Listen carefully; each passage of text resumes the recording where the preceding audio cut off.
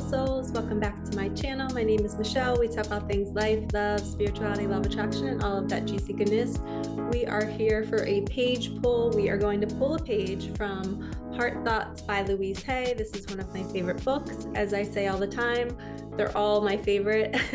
I've shared this in a couple other videos, but when I was a teacher, I taught health and fitness for 17 years to high school kids. And every day I taught mostly juniors, which are around 16 to 17 years old. And every day they would come in my classroom and I would have some kind of motivational quote on the board. I'm going to have music blaring and I would teach them. It was like a life coaching class. We did nutrition, we did fitness, we did mindset, we did meditation. And it was so much fun. But every time a song was on that I loved, I would always say, you guys, this is my favorite song. And then one kid one day was like, Miss Thornton, you say that every song is your favorite. And I think that's just a testament to appreciating everything in life. And yes, we can have favorites, but let's enjoy it all. So I just feel like that's another message for us today is we can have 15 different books that can be our favorite. And we can say that they're our favorite because they fill us up with so much joy. Okay, so if you're new to my channel, I love to do this. This is something that I did when I first spiritually awakened. I would pull pages every day at my teacher's desk at the start of the day, and I would test the energy for the day and be like, universe, what do you need to tell me today? What do I need to know?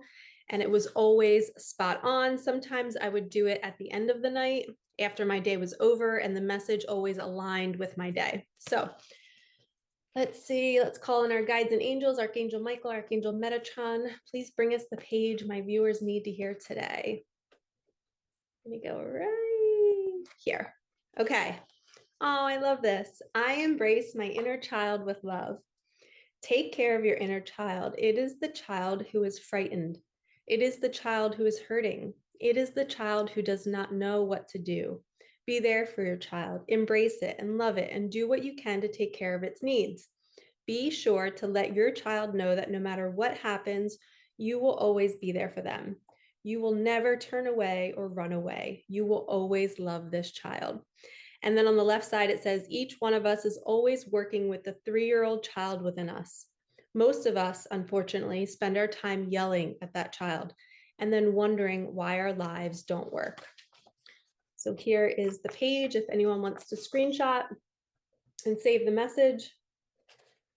This is so incredibly important. And I was just on a client call this week with a woman, and we were talking about how her younger self was screaming at her and pulling on her pant leg and saying, help me, look at what I've had to deal with.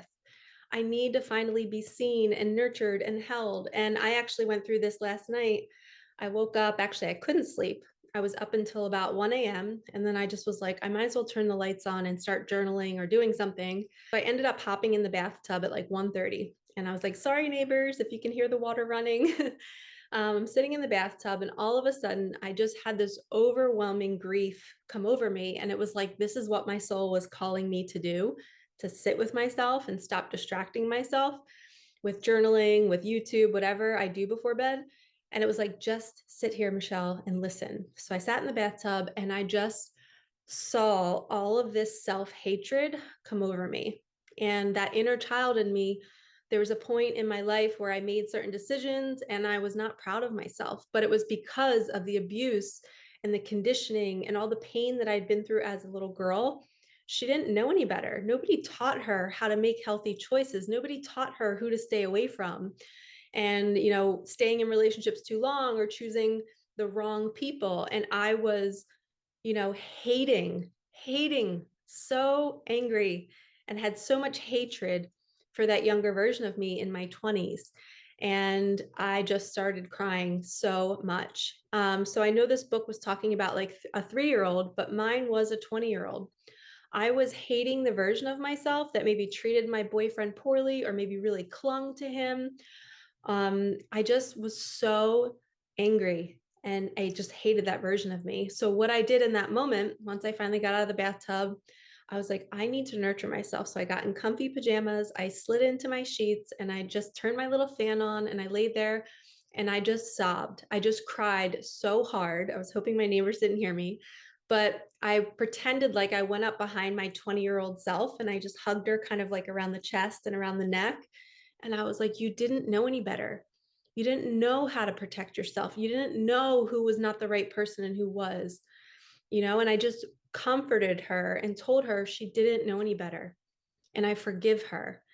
And I think we're all being called to look at the parts of ourselves that we weren't proud of in the past and let it go. We have to find forgiveness for ourselves. If we can't forgive ourselves, how can we forgive other people? We're here to spread love, to spread compassion, but mostly to be it for ourselves first.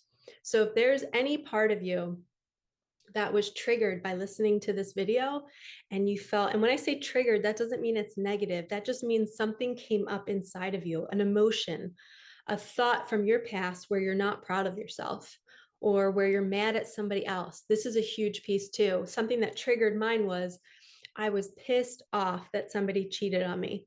And I was angry at him and I was angry at the other girl. And I just was wanting to rage, right? I'm just like, oh, like I didn't get chosen and he picked her and why is she better than me? And I just was like hating both of them so much. And when we think those thoughts and feelings, they go through us first before they are sent out to anybody else. So I'm witnessing this happen. My ego is going nuts, right? And I'm saying, Michelle, don't think these thoughts because you're going to hurt yourself because this is what the pain that you're experiencing, the thoughts you think are what we experience. So I didn't want to think those thoughts anymore, but I couldn't get rid of the rage.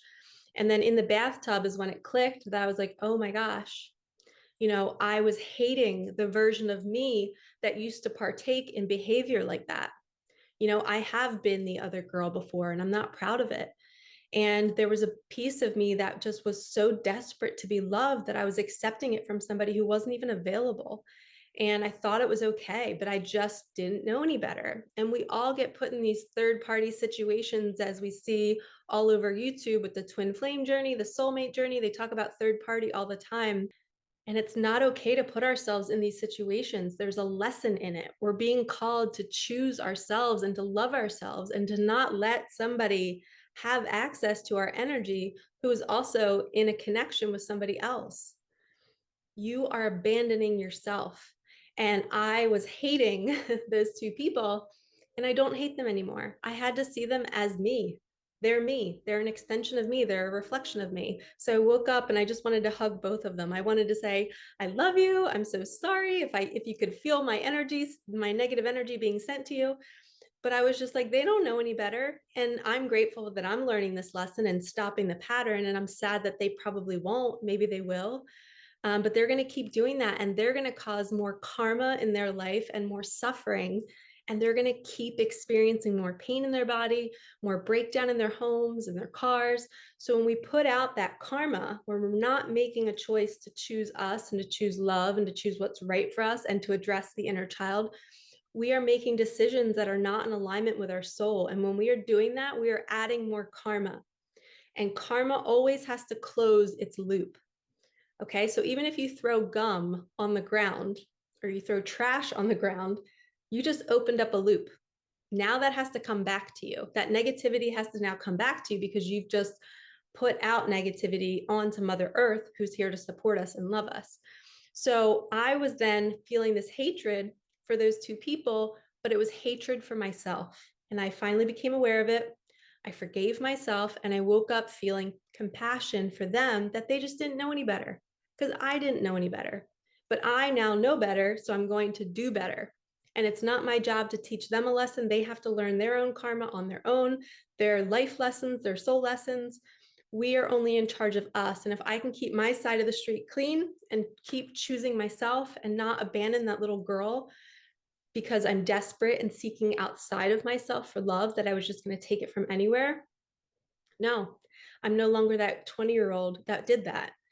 I am now a 41-year-old beautiful woman who deserves love, deserves somebody who will honor her because I honor me and I honor my younger self who's holding onto my leg right now saying, yes, Michelle, choose yourself. Don't let anyone hurt you. You love you. And it's going to take time for me to practice this self-love because it's a deep hatred that I had for them and for me, which is all the same. And I don't want to carry that anymore because I know that that hurts me and it hurts our planet. So if you are feeling any kind of self-hate for past decisions, I need you to forgive yourself and go back in time and love that version of you, and remind you that maybe you just didn't know any better, and it's okay. And we're going to let it go. And we are not going to hold grievances for anybody else who's doing the same thing. And I think it came back to me, and I experienced the cheating on me because I did it once. And I believe that karma had to close its loop. And it's not that we deserve it, but I do feel like there's a science behind that. You know, when we experience things or when we hurt other people, eventually it's got to be our turn to feel that too. So it's a balancing in the universe. It's just like the yin yang. We need to experience both, right? The polarity. So remember, pay attention to that inner child within you. If they are triggered by something, if you're feeling anger or any kind of judgment or comparison towards other people, most likely that's your inner child saying, hey, you're feeling that way about me, and please don't feel that way about me anymore. Love me, hold me, nurture me, because that's what you deserve. All right, lovies, thank you so much for watching. Go get this book if you don't already have it. It's amazing. It's this old school book. I don't even know what year it's from.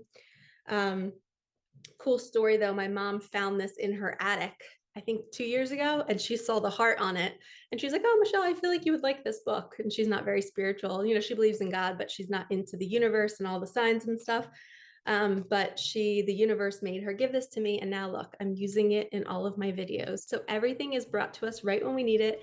And they're little seeds planted in advance to allow the red carpet to roll out our path. Did not know that when I got this book that I would be doing YouTube and using it to inspire others. So pay attention to your path and all the little breadcrumbs you get from the universe. It's always using people to talk to us. All right, lovies, thank you so much for watching. Thank you for supporting my channel and me, and I will see you in the next one. Peace out.